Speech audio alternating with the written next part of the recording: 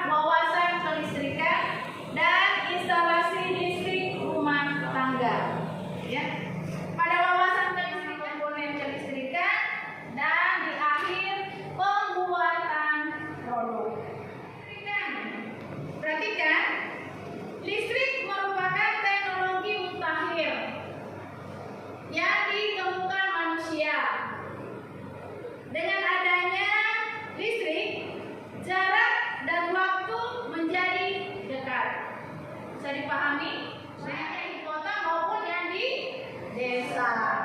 Ya. Perhatikan, pembangkit listrik biasanya berlokasi di tempat yang jaraknya cukup jauh. Jadi pembangkit listrik itu ya berlokasi atau tempatnya itu jaraknya cukup jauh dari pemukiman, ya, dari pabrik ataupun daerah komersial.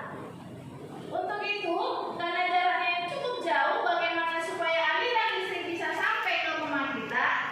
Seperti tayangan sebelumnya, kalian melihat bagaimana listrik yang dibangkitkan itu ditransmisikan, kemudian didistribusikan, kemudian sampai ke rumah-rumah, yaitu sistem transmisi dan sistem distribusi. Sistem transmisi listrik merupakan sistem yang berfungsi untuk mengalirkan listrik dari pembangkit ke gardu listrik utama.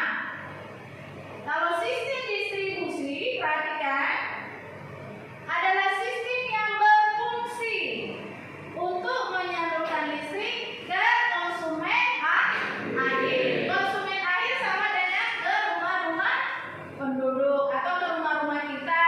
Boleh juga ke sekolah, ya, atau ke pabrik-pabrik seperti itu. Sistem kelistrikan pada prinsipnya terdiri dari 3 proses utama. Perhatikan mereka, yaitu proses pembangkit listrik, 1. Yang kedua apa lagi? Proses transmisi listrik. Dan yang ketiga apa? Proses distribusi listrik. Ya, ibu ulang sekali lagi. Sistem kelistrikan pada prinsipnya terdiri dari listrik. Yang kedua proses transmisi. Dan yang ketiga proses distribusi. Oke, sekarang pengertian kelistrikan. Kelistrikan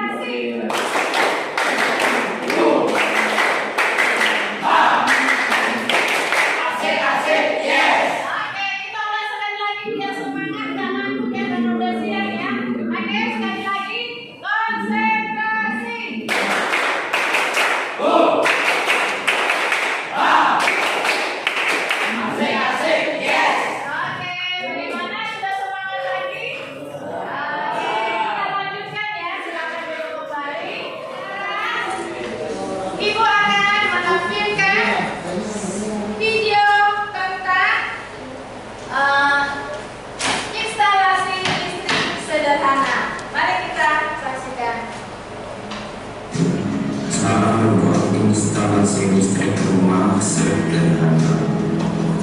Pertama, disediakan jaringan arus muka sebulan 50 kali.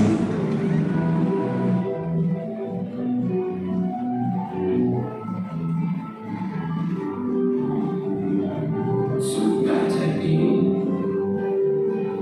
rapikan dengan menggunakan solasi warna hitam di setiap pola garis yang sudah digambar. Sekarang kita sudah mencapai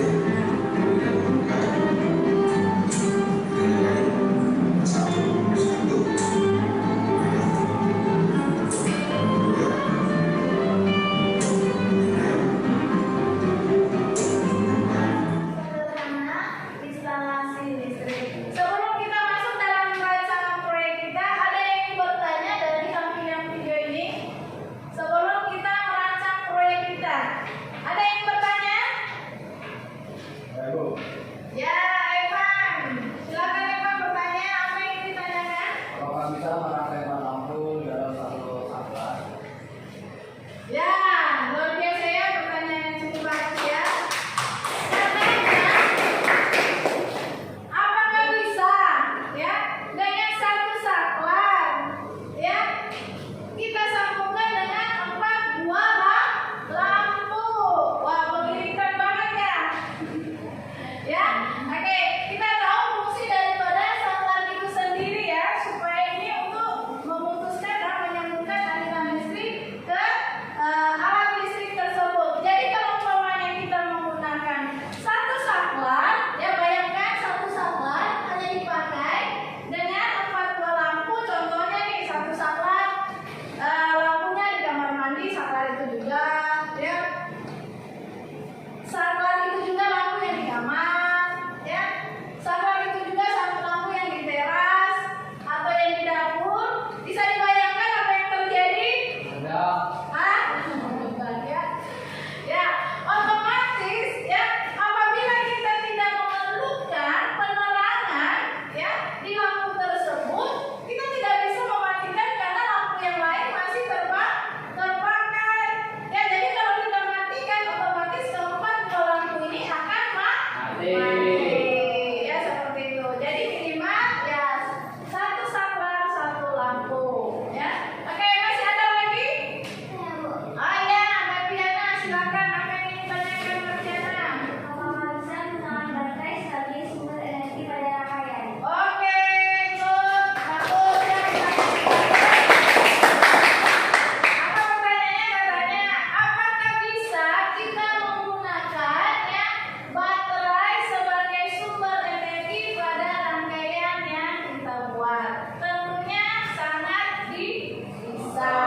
Ya, kita bisa menggunakan baterai ya pada rancangan instalasi kita ini bisa juga langsung dari ya arus PLN langsung ya. Nah, perhatikan baik-baik, masih ada yang ingin ditanyakan?